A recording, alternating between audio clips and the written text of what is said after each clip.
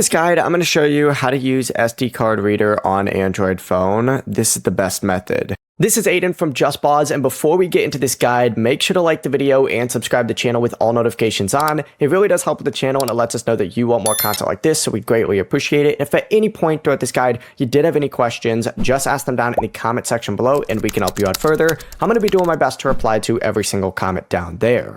Begin by connecting the SD card reader to your phone and make sure that the SD card is inserted, and then open up your app drawer and you need to find the My Files or just the Files app on here.